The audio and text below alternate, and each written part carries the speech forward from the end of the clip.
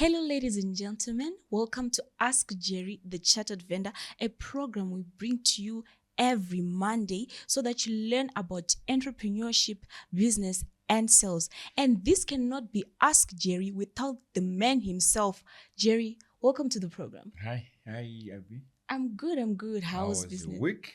My week has been okay so far. That's good. That's Yes, great, huh? yes. Okay, so today I have a story which can actually relate to what we want to discuss. Okay, so some years back in when I think I was around 18, 17, I had this type of shoe that I wanted. A very particular type of shoe, the court shoes, right? It was for school. They had specifically told us that you need to have this shoe so that you look presentable, right? So I did not really know what the shoe looked like. They just described it. You need to have this particular type of shoe. So I went into town, came into town, and I started walking around. I did not even know where to start. So I saw this one shop which had clothes and some shoes, and they sold very nice shoes. I went into that store. There were about 3 ladies in there. The other one was at the till. The other 2 were just sitting in there. I went in, they all looked at me, right? I started walking around, pretending like I'm looking for the clothes, avoiding the shoes. Started touching the clothes, and then one of them started following me around. I actually felt a bit intimidated. It felt like I was trying to steal something because the way she was looking at me like, are you going to take something or you're just leaving, you know? And then I came back to the front because that's where the shoes were. Then I started looking at the shoes and I'm like, okay, do you have this in size 6? And they're like, no. I was like, okay, is it okay if I take a picture? I want to show someone so that I can ask if it's the right shoe. And then they're like, no, we do not allow you to take pictures of the shoes. Then I asked, okay, so is this the right shoe that I'm looking for school? They're like, we don't know what you wear at your school. I'm like, I was confused. I just left. I did not even buy, but I needed the shoe. I did not even buy. That is the attitude that most people have in stores. Like, what's your take on that? Have you ever experienced something like that before? Yeah, absolutely. Especially in Zim sometimes, if you notice, what I noticed if you get into boutiques, especially the small shops or the boutiques, if you, I yesterday, it was my first time probably getting into First Street. I went along Robert Mugabe. There are now a lot of shops, boutiques, clothes, shoes, everything. What I noticed is the customer service there actually, the attitude of the salespeople actually stinks. Why do I say so? Is what most of the retailers where we forget is the customer experience. How you're going to be treating your customers matters. So yes, I've got into that kind of experience. In Zimbabwe is a bit better because sometimes they will also even ask, what are you looking for? That's okay, that's better. Extremes, probably they'll look at you like, what happened to you? But when you get into countries like Zambia, it's worse. Because when you get into an organized shop, you have to ask for help. Someone is never going to help you without you actually asking for help. So this other day, I think I wanted to buy my shirts. I'm looking for sizes. So those which were displayed 16 and a half, there are only 2 of them. So I wanted to buy 5 of them. Then I had to go and ask the security guard. He's the one who actually assisted me. But they were shop attendants. We're actually in the shop. So what's their duty? I don't know. But this is what is actually destroying most of the business. And they tend to wonder, because when a customer walks in, they don't know your shop. They don't know how you have actually merchandised your products. So sometimes they have to ask you. When they ask you, they need help. Sometimes, do you know what? Even right now, even when you talk of supermarkets, get into a supermarket like you talk of bigger brands. Yes. They think that by just writing that you've got cereals, by just writing that you've got electricals, that can work as a guide. Yes, they've written. What about those who can't see? That is so true. Yeah? That is so Are true. they also announcing where there's sugar? Are they also announcing where there's cooking oil? So the attitude of nowadays, I strongly believe, as much as things are changing, I strongly believe that a human being is actually needed in the transaction even than the prior years. Because why? There are now a lot of brands. There's a lot of technology. So I want guidance. When I get into a shop, sometimes I end up just buying milk. But if I was going to get guidance, probably I was going to buy eggs. I was going to. Sometimes you get into this big shop, big supermarket, and you're like, I want about 17 products. So it simply means that I'm supposed to walk around like a headless chicken. You see, looking for a certain Confused. product because no one is assisting you Yeah. and no one even offers to assist. So you have to ask someone, you see. And some people, they don't want to ask other. So like personally, sometimes I wouldn't want to actually bother someone. So this is actually a big disadvantage to most of the shops. And that's why you notice that, especially with boutiques and their attitude, there have many times when you see a boutique name today, tomorrow they would have actually probably in 3 months' time they change. Someone is coming in. Yes. In next to 4 months, someone is coming in. But when you see all those big brands like you talk of your Edgars, they're still going strong. Because why? They've mastered the art of customer service. They've mastered the art of assisting the customer. Because when a customer comes into the shop, what they're looking for is assistance first than anything else. Yes. Sometimes I wanted a t-shirt, but because of how you're going to save me, I can actually even want a cap. You can convince me to buy a belt. You can convince me to buy a shirt. Yeah. That is so true. You actually reminded me of something. One day, my grandfather, he went to the supermarket. He wanted the instant porridge. Instead of buying Serafita, he brought Cerelac. He did not see the difference. He did not even understand the Exactly. difference. No one was there to assist yes, them. he just bought it and then he came. Yeah. But do you actually think, like you mentioned, the smaller retail shops, maybe the boutiques, the people who are sitting in there, do they really know what their jobs entitle them to do, like their job descriptions? Because they're just there to sit. Are they like shopkeepers? They're just like security guards. It's like they're watchers of the things in the shop. They're not there to assist the people. Do you think they're really do they really have the knowledge to understand what they're supposed to be doing in the store when they're hired? Is someone telling them that you're supposed to be assisting customers, you're supposed to be doing this and that, not just sitting? Some of them will be on their phones busy clicking on WhatsApp. You come in and they just look at you. They just ensure that you're not taking anything and going without paying. That's what they do. Is there anyone who is actually telling these people what they're supposed to be doing? Yeah, I think it's twofold. My answer to that is twofold. What I noticed is most of the company owners, they don't want to invest in training. They think that training is wasting money, training is wasting time. But sometimes people do things because of ignorance. It's not because, like you just, because the problem with sales is, or the problem with sales people or shop attendants, people just think that everyone can sell.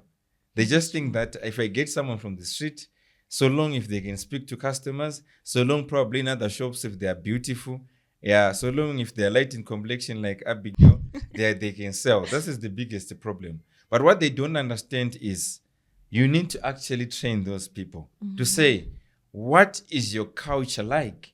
Your organization, what is it known for? That's why you notice that these bigger brands which I was talking about, they invest so much in training. They invest so much in their employees. That's why you notice that they are in that business for a long period of time. If you see them dressing in uniforms, if you see them, the way probably if you look at some certain brands, fast foods, the bigger brands, you talk of a chicken inns and etc. Sometimes when you get into chicken in Wange, you get into chicken in Blawayo, you get into chicken in Mtare, in Harare, the people are the same. The way they greet you is the same. The way they tell you that just wait for only 10 minutes only is the same. The way they are going to be handling you is the same. So the people, what they must know, especially entrepreneurs, is people buy systems. Okay. People don't buy products. People buy a system. And when I'm saying a system, it's an organized system. When I get into your company, whether they're cheap, whether they're expensive, I want someone. I'll give you an example. There's a lady who is downtown who is selling chips and chicken. There's a lady who has actually quit job in chicken in and started their own chicken and chips, whatever company. But if you notice, people still queue in chicken in. Why? Because they're following an organized brand. They are not only buying chips, they're not only buying chicken, but they are buying a system. That's why you notice that even kids have also fallen in love with the system. It doesn't necessarily mean probably that chicken in is the best in terms of preparing or cooking chips and chicken. There are people who are doing it better. But the question is, do they have a good system whereby people are confident that if I'm buying chips, if I'm buying chicken, if these guys, they say they'll give me in 6 minutes, they'll give me in 6 minutes. They keep a certain standard, a certain quality. So that is what customers buy. And if entrepreneurs realize it, they're supposed to invest more in systems and invest more in training their people, how to greet customers, how to smile to customers, how to behave in front of the customers. That's why you notice that even right now, get into any in-store shop, Chicken Inn, Baker's Inn, you talk of your Pizza Inn, we'll send an invoice to Insco because we're advertising them too much. But anyway, they are good brands. Shout out to Insco. But what I'm simply saying is, you don't see seats. Have you ever noticed that when you get into Pizza Inn, you never see those kids sitting? No. Why? It's because it's a standard. You're supposed to be ready for customer. Yes. How are you going to be ready for a customer? But when you get into these boutiques now, the first thing these guys, they'll do is sitting, relaxing, busy on their phones. Phones are supposed to be even banned in shops. When you talk of people are selling spares, people are selling groceries, people are selling a B2C product, business to consumer, and you've got a shop or you've got a supermarket. So if you got into bigger brands, phones, personal phones are a no. Or phones are even a no, because you need to be attending your customer and fully give them attention. Okay, that is very true. But do you actually think those people are supposed to also be looking for customers? I've noticed with the ladies who do hairstyles, the salon ladies, the hairdressers, they usually stand by the road in town. And when you're passing by with your hair, with me, with my afro sometimes, they'll be like, come, let's do your hair. Come, let's do your hair. Can those people also do something similar to get the customers, not just wait for the customer to just walk into the store? Yeah, like the world has changed. You notice, I think we'll dwell more on that. If you notice in the 90s, 80s, early 2000s, it was easy for you to just get a customer because you are at a strategic position. It was only those who had shops probably in the ground floor, those who are probably near a bus stop, those who are close to where people are, were the one with big advantage. But we're in the era whereby things have kind of changed. The customer behavior of nowadays has changed, has shifted. And it's because of technology. Technology is playing a bigger role. Because right now, if I want to buy shoes, I can easily do it on the internet. Let me, before we even mention technology, these days, a customer of nowadays is clever, is more educated than the customer of the 90s. The customer of 90s will only wait until they get into town, start noticing the new fashion which is there. Start noticing that, okay, fine, they're now also manufacturing this kind of shoes. Okay, this is what is now there. Because there was no phones, there was no internet. A customer of nowadays knows what they really want. When they are now coming probably to your shop, they've already sniffed through the internet. They know what they want already. They've checked through some pages. They've go on websites and check their products. So when they're coming to you, they pretend as if they know so much, but probably they just seem through the what? They say it through the internet. So what I'm simply saying is, when you're dealing with those kind of customers, it's now very, very important for you to be aggressive. Like what you're actually saying. And there are various ways you can actually be aggressive and change the norm. Because if you say, I'm going to situate my shop in First Street, hence everyone passes through First Street. I tell you, I don't even know the last time when I've passed through First Street. You see?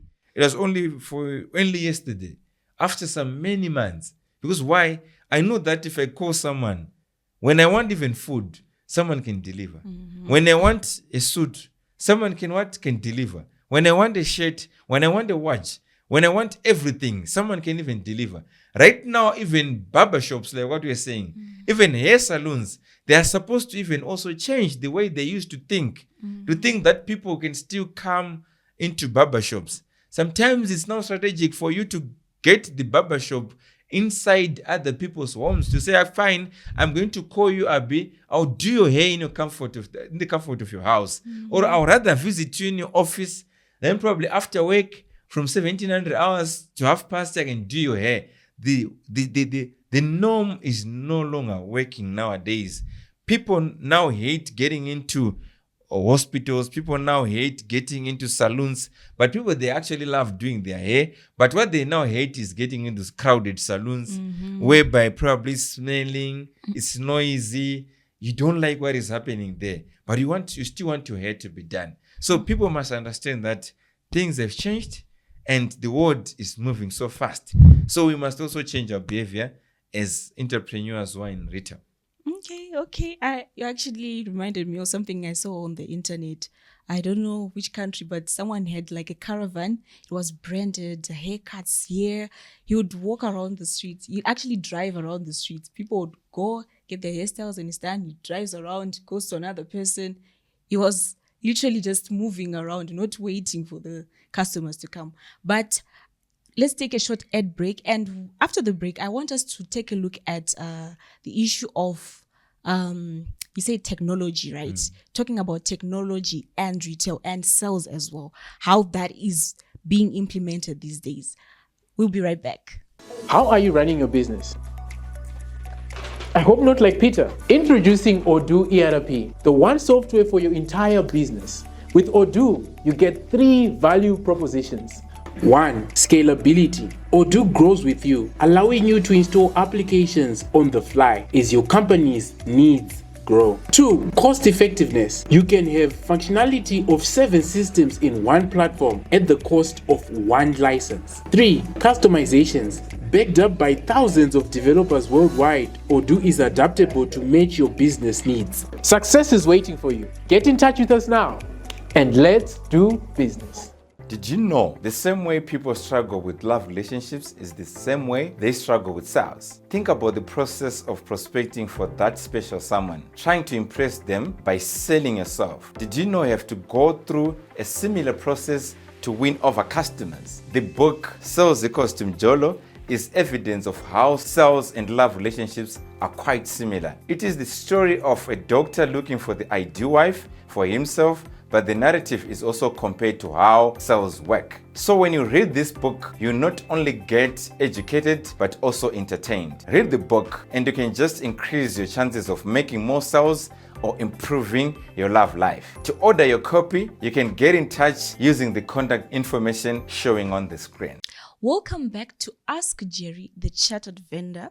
Jerry, before the break, we were about to get into the issue of technology and sales in retail stores. We want to talk about e-commerce. These days, things are easier than before. I was young back then, but I can actually tell the difference. Like before, people had to go all the way to far away distances to purchase something. If you wanted something, you'd had to travel. But now it's different. There are online stores. Talk about Alibaba, eBay, Amazon. If you just order something, you get it delivered at your doorstep. Just a couple of weeks ago, I needed a phone. I just went on Marketplace. There was no need for me to actually go to those retails and ask for the phone. I would go on the internet, search about phones. Okay, I want a phone that looks like this, this, and that has this space. Google the prices, look for it on Marketplace. Someone replies, and it's delivered on the same date. I did not even use transport money to go to get the phone. So what is your take on this type of sales? Should I call it sales? It's marketing sales. What is your take on that type of sales compared to what people are used to, just sitting and waiting? Yeah, it's marketing. But when you notice that the world has changed, like what you've said, e-commerce has arrived. We've got your Alibabas. And if you notice, most of the companies, these big companies, talk of you, Uber, talk of your Alibaba, they don't, Amazon, they don't own anything they sell. Do you know that? These are some of the biggest companies in the world, but they don't own anything. What they've just done is a platform which they've created. Yes. They are now just making it's now a meeting place of the customer and the supplier. That's what they've done only. Then they get their commission. So things have actually changed. But when things are also changing, marketing is now there. People now have e-commerce websites. The biggest mistake which most of the entrepreneurs are making is thinking that the e-commerce website is going to explain in detail what the customer actually needs. Okay. I've got experience of buying wrong things on Alibaba. Imagine you're buying shoes or you're buying clothes. Sometimes you can buy small sizes. Sometimes you're thinking that size 9 in Zimbabwe is the same with size 9 in China. You're going to buy probably a small shoe like this. But so it's now we now need the help of the customer. The help of the customer is even needed more than before. Why is it needed? It's because the customer is the one who is now helping the salesperson is now helping the customer to navigate through the website. As much as also technology is now with us, but most of the people don't know how to use this technology. Okay. I tell you, most of the adults, most of the people, they struggle with navigating through the website. They struggle with buying online. So that's why also you're now there to also assist. I'll give you an example. That was 2018. I was buying my car from SBT.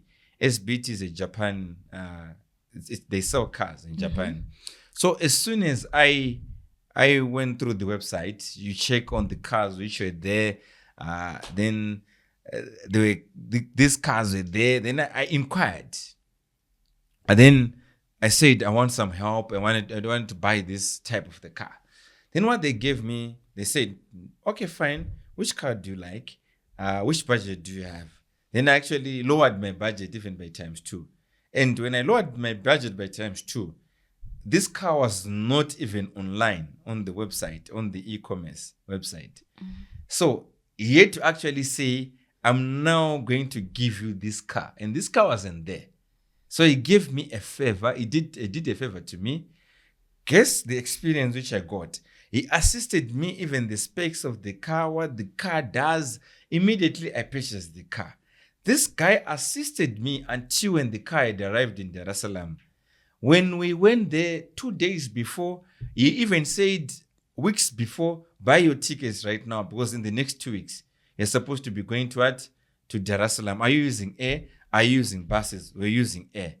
Where are you going to be sleeping? He helped us with literally everything. But his duty was only to buy a car, but he managed even to give us options of lodges which are there in Dar es Salaam. Wow. See what I'm actually admiring from a salesperson. I think his name was Muhammad. Unfortunately, I lost his number. And if you can hear me, please, I need his number. Because next time when I want to do a purchase, I would rather get someone like that. So it was customer experience which was being given. A human being, instead of just me, I'm confused. I don't even know what it means when they say, what do they say? EAT. What does it mean? Estimated arrival time, isn't it? You see it for the first time. Do you know what it means? Get confused. Probably they are also saying the price to only to the price. The probably, you know, when you're buying second-hand cars, the car is 2,000. But probably they're saying when it arrives in Dar es Salaam, it's now 4,000. It needs someone who actually knows how to read all that information. I tell you, there's most of the information which you don't know, which you don't even know how to read on a website. Because I'm not an expert. I'm a layman who is buying that car. Usually you have extra charges online and you don't even understand. Exactly. But I'm saying these guys, they're clever to put a salesperson. Do you know, these guys assisted us until I had my car in Harare. And after a week, he called me and he said, how did you arrive in Harare? Are you enjoying your car? After 1 month, he also called me. Are you facing any challenges? I forgot. Actually, there was a bib and a gift from SPT. He sent that gift to me. Do you know that up to now, I cannot forget about that kind of experience? Because why? As much as you've got a website, as much as you've got your Facebook, you need someone who's called a salesperson who can now assist a customer with patience, without rushing. The biggest mistake which is now happening with entrepreneurs, they're just saying, I boost my ad, I have my website, so I no longer need any salespeople. So they feel like it's not easy. People just communicate via WhatsApp. But the more the customers are coming through WhatsApp, the more the customers are coming through website, and they don't have anyone to attend them, the more they're getting frustrated. And they're going to be frustrated with your brand, and they'll end up not even buying from you. So sometimes it's even better. People are supposed to, if sales people are needed, this is the right time. And that's when salespersons are supposed to be in every company, including hospitals, including law firms, including accounting firms. Salesperson is needed everywhere. That is very true, actually, Jerry. I noticed that even if there's a website, there is the marketplace, there is eBay, especially the marketplace, people just throw in their products online. And people, when we send now inquiries, there's usually just that chatbot that says, is this still available? You send that. You can send that to like 5 people right now and see who responds first. Some will respond after a week or so. But the time that you need that something is that moment you have the pain. Maybe you want the shoe to go to an event that is like a day after, and they delay in responding, and then they reply after a week. That means you no longer need that. They miss the sell, and then they say the economy is hard. They then blame the economy again, or even blame the e-commerce thing and say, it does not work. They invested money into it. It does not work. It works, but people are too lazy and they don't have the knowledge on how to use that. So who is then responsible for training these people on how to use the tools that we now have? Because the world is changing. We have the millennials. We now have AMA 2K. People of this generation, we don't like the hard way to get things. We like the easier way to do things. And most of us, we like to pretend as if we know everything, yet we don't know. Yeah. So who is responsible for training people on the new things, this new generation of marketing and sales? Yeah, as a company owner, it's your mandate, it's your responsibility to make sure, or as management, as the senior management, as HR people, it's your responsibility to train your employees. Like right now, we're now living in the era of AI. If you managed to train your people how to use AI tools, or you're still using the longer route, you can just go on ChatGPT, you can even go on your WhatsApp and find the information which you also want. But what I've also noticed, especially in my company, when you say people use AI, you just get an AI generated article, and which you can actually see sometimes with things like what do they call the NASA in United States of America? I think it's 401k, if I'm not mistaken. The 401k. You notice it's now part of that article now. So as much as someone is using AI, you're not supposed to sound what? AI. Yeah. You're supposed to have information which you can filter. AI is just coming as a guideline and to give you the main points. So what I'm simply saying is the entrepreneurs, as much as technology is sprinting, I tell you, that's why you notice that Nokia just, they saw themselves out of the business. Because why? They're not following the trends. So if AI is the one which is being talked about, if the EFTs are the ones which are being talked about now, why can't you start investing in that knowledge? Because if you're going to be the first person, like what Grant Cardone has actually said, actually I'm reading that book for, I think it's the 11th time, and it's called If You're Not First, Obsession. If You're Not Last. Obsession. If you're not first, you're last. So what he says is sometimes being the first one in the market it's an advantage. You're supposed to, sometimes you don't have to be the first person to be doing it, but when you come into, probably you're selling solar panels, probably you're doing hairstyles, like what you actually mentioned before the break, to say this guy has managed to bring in some bit of technology into a barber shop. He now created a moving barber shop. Imagine, that's creativity. Probably was not the first person to invent a barber shop, but is the guy who is coming with technology, is the guy who knows how to use those tools. So the responsibility and the onus and the duties on the company owners, the management, to hire people like us, so that we can train your people to be better in utilizing and using all the technology. Even sales itself, it has changed. We now have things like CRMs. We now have things like Apollo.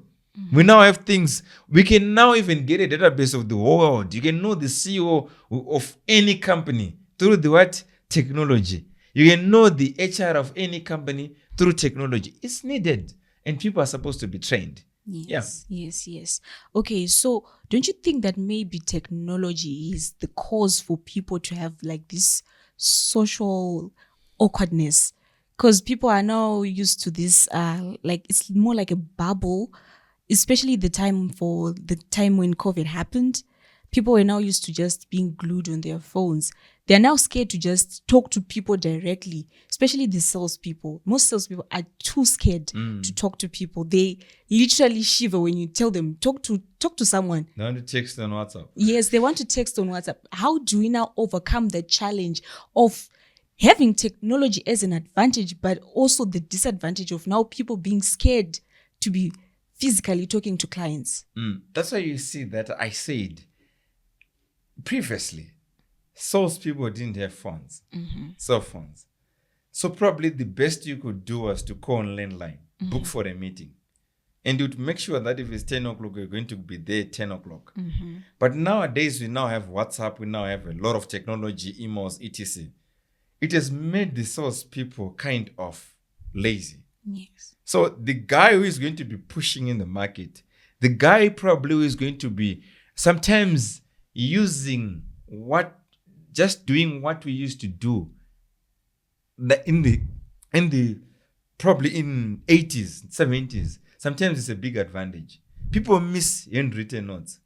So imagine if you're going to be doing, if your boyfriend is going to do a handwritten note today, it's a whole of fame. Difference. Because they'll be like, wow, I've never received a handwritten. You actually feel it to say, sometimes probably they just write a letter and post it through the postman. And you receive a letter for the first time in your life because you're used to WhatsApp. It will be something you remember for the rest of your life. You see? If people are going to be going back and doing calls, you see, calling people directly rather than hiding through the buttons of the phone, that screen, people, they still want that human connection. There's nothing which can replace meeting and interacting face to face.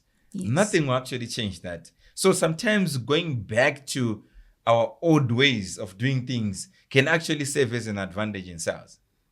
Okay. So how do we change this wait and see mentality that we have as Africans? It's an African mentality. We just wait for things to just naturally happen. Things are not supposed to wait. You're supposed to push. And sometimes the best ways of doing things, you're not supposed to be an inventor. You're not supposed to be an Elon Musk for you to compete against this world. Sometimes it's actually, you're supposed to just to copy. I think there's a guy, he's called Picasso. He actually said the good artists, they copy. And best artists steal. So sometimes it's better for you to steal technology which is happening in China. Put it in Africa. I tell you, if you're going to put technology in your company, which was probably invented 5 years ago, in Africa you'll be number one. If you're going to take probably technology which is in China right now and put it in Africa right now, I tell you, you always have that edge over your competitor. Unfortunately, we all want to do what the next person is doing. Hence, we miss a lot of opportunities because we only think of Zimbabwe. We don't think of this continent as Africa. We don't think it as I can take something from Argentina. I can take something from America, put it in my business. Sometimes it serves as an added advantage. Okay. That is wonderful. Unfortunately, that is all the time we had for the viewers today. And with you, Jerry, you have a lot of knowledge to share with us. But unfortunately, we have to cut it short. But I hope people do sign up with you for your institute, because I know that the way you train cells, it's top notch. Thank you. It can change the whole mentality of Africans as a whole. Okay, thank you everyone for joining and watching. Join us again next time on Ask Jerry, the Chartered Vendor.